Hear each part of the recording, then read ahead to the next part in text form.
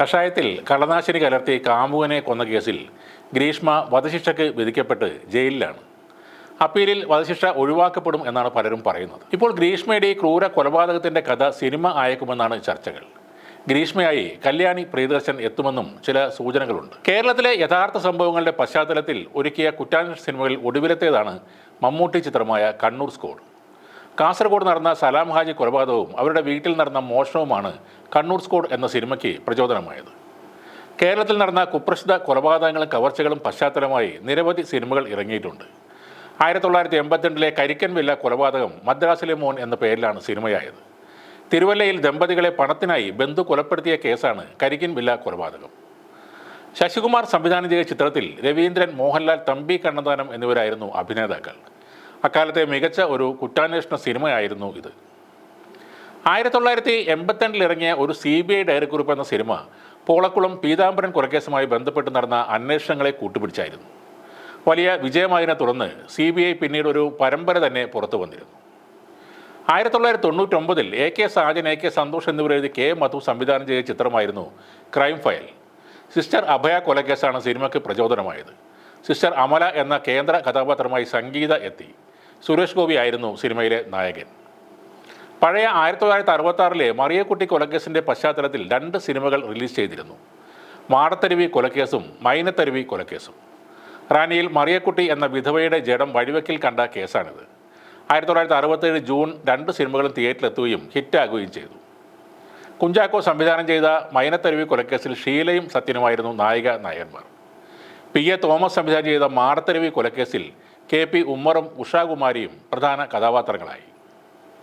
പാലേരി മാണിക്യം ഒരു പാതിര കൊലപാതകത്തിൻ്റെ കഥ 1950കളുടെ തുടക്കത്തിൽ കേരളത്തിൽ ബലാത്സംഗം ചെയ്ത് കൊല ചെയ്യപ്പെട്ട മാണിക്യത്തിൻ്റെ യഥാർത്ഥ കഥയാണ്. 3 വേഷങ്ങളാണ് ചിത്രത്തിൽ മമ്മൂട്ടി അവതരിപ്പിച്ചത്. നടി മൈഥിലിയാണ് മാണിക്യം എന്ന കഥാപാത്രത്തെ അവതരിപ്പിച്ചത്. 2010 പോൾ മുത്തൂറ്റ് കൊലപാതകമാണ് ത്രില്ലർ എന്ന സിനിമയായത്. ബാബു ജനാർദ്ദനൻ രചിച്ച ലിജോ ജോസ് പല്ലിശ്ശേരിയുടെ സിറ്റി ഓഫ് ഗോഡ് എന്ന ചിത്രത്തിലും ഇതേ സംഭവം പരാമർശമായിട്ടുണ്ട്. കുപ്രസിദ്ധമായ തിരുവല്ല അമ്മാള് കൊലപാതകം അടിസ്ഥാനമാക്കിയായിരുന്നു 1962 ഭാര്യ എന്ന സിനിമ വന്നത്. സത്യനും രാഗിണിയുമാണ് ഈ സിനിമയിൽ പ്രധാന വേഷങ്ങളിൽ അഭിനയിച്ചത്. സംവിധാനം കുഞ്ചാക്കോ ആയിരുന്നു. ചാക്കോ വധക്കേസ് പശ്ചാത്തലമായ സിനിമകളാണ് കുറുപ്പും പഴയ ചിത്രമായ NH-47. സുകുമാരക്കുറുപ്പ് എന്ന പിടികിട്ട പുള്ളി ചാക്കോ എന്ന മെഡിക്കൽ റെപ്പിനെ കൊലപ്പെടുത്തി ഇൻഷുറൻസ് തുക തട്ടിയെടുക്കാൻ ശ്രമിച്ച കേസ് അടിസ്ഥാനമാക്കി ബേബി സംവിധാനം ചെയ്ത ചിത്രമായിരുന്നു NH-47. ദുൽഖർ സൽമാൻ നായകനായ കുറുപ്പ് എന്ന ചിത്രത്തിൻ്റെ പ്രമേയവും ഇതുതന്നെയായിരുന്നു. എന്നാൽ സുകുമാരക്കുറുപ്പ് എന്ന വില്ലനെ നായക പരിവേഷം ചാർത്തിയായിരുന്നു കുറുപ്പ് പുറത്തിറങ്ങിയത്. ആലുവയിലെ ഒരു കുടുംബത്തിലെ 6 പേരെ കൊലപ്പെടുത്തിയ കേസ് പ്രചോദനമായ സിനിമയാണ് മമ്മൂട്ടി നായകനായ രാക്ഷസ രാജാവ്. അതേപോലെ സുന്ദരി അമ്മ കൊലക്കേസാണ് ഒരു കുപ്രസിദ്ധ പയ്യൻ എന്ന സിനിമയായത്. കോഴിക്കോട്ടെ ഹോട്ടലുകളിൽ ഇഡലി വിറ്റ് ജീവിച്ചിരുന്ന സുന്ദരിയമ്മയെ 2012 ജൂലൈ 21 മരിച്ച നിലയിൽ കണ്ടെത്തിയത്. അവരെ വെട്ടിക്കൊന്ന കേസിൽ പോലീസ് പ്രതി ചേർത്ത യുവാവിനെ കോടതി വെറുതെ വിട്ടിരുന്നു. നിരപരാധിയായ യുവാവിനെ കൊലക്കേസിൽ പ്രതിയാക്കിയ കഥയാണ് ടോവിനോ നായകനായ ഒരു കുപ്രസിദ്ധ പയ്യനിൽ പറഞ്ഞത്.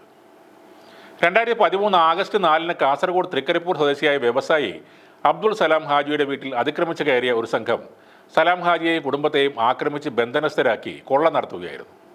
വീട്ടിലുണ്ടായിരുന്ന സ്വർണവും പണവും കൈക്കലാക്കി കൂടുതൽ പണം ലഭിക്കില്ലെന്ന് മനസ്സിലായപ്പോൾ സലാം ഹാജിയെ കൊലപ്പെടുത്തിയ ആ സംഘം രക്ഷപ്പെടുന്നു. സലാം ഹാജിയുടെ വീട്ടിൽ CCTVയും അത്യാധുനിക സുരക്ഷാ സംവിധാനങ്ങളും ഉണ്ടായിരുന്നുവെങ്കിലും അവയെല്ലാം പ്രവർത്തനരഹിതമാക്കിയാണ് അക്രമികൾ ഈ പദ്ധതി നടപ്പിലാക്കിയത്. സലാം ഹാജിയുടെ കൊലപാതകം വലിയ കോളിളക്കമാണെന്ന് സൃഷ്ടിച്ചത്. പ്രതികളിൽ ഒരാൾ അവശേഷിപ്പിച്ച തെളിവിൽ നിന്ന് ലഭിച്ച DNA സാമ്പിളാണ് ആ കേസിൽ നിർണായകമായി മാറിയത്. തുടർന്ന് അതിസാഹസിക ദൗത്യത്തിലാണ് കണ്ണൂർ സ്ക്വാഡ് പ്രതികളെ പിടികൂടിയത്. സലാം ഹാജിയുടെ കേസ് പ്രചോദനമായിരുന്നുവെങ്കിലും ഒട്ടേറെ മാറ്റങ്ങളോടെയാണ് കണ്ണൂർ സ്ക്വാഡ് സ്ക്രീനിൽ എത്തിയത്. ചേലമ്പ്ര ബാങ്ക് കവർച്ച പശ്ചാത്തലത്തിലുള്ള ഒരു സിനിമയായിരുന്നു രജീഷ വിജയൻ നായികയായ കൊള്ള. എന്നാൽ ചിത്രം വേണ്ടത്ര ശ്രദ്ധ നേടിയില്ല. ചേലമ്പ്ര ബാങ്ക് കവർച്ച അടിസ്ഥാനമാക്കി മോഹൻലാൽ നായകനായി ഒരു സിനിമ ഇറങ്ങുന്നതായും വാർത്തകളുണ്ടായിരുന്നു. എന്നാൽ ഇടയ്ക്ക് വെച്ച് അതും നിർത്തിവെച്ചതായാണ് റിപ്പോർട്ടുകൾ. കൂടത്തായി കൊലക്കേസുമായി ബന്ധപ്പെട്ട് 2 സിനിമകളും നേരത്തെ പ്രഖ്യാപിച്ചിരുന്നു. എന്നാൽ ഒന്നും ഇതുവരെ പൂർണ്ണമായിട്ടില്ല.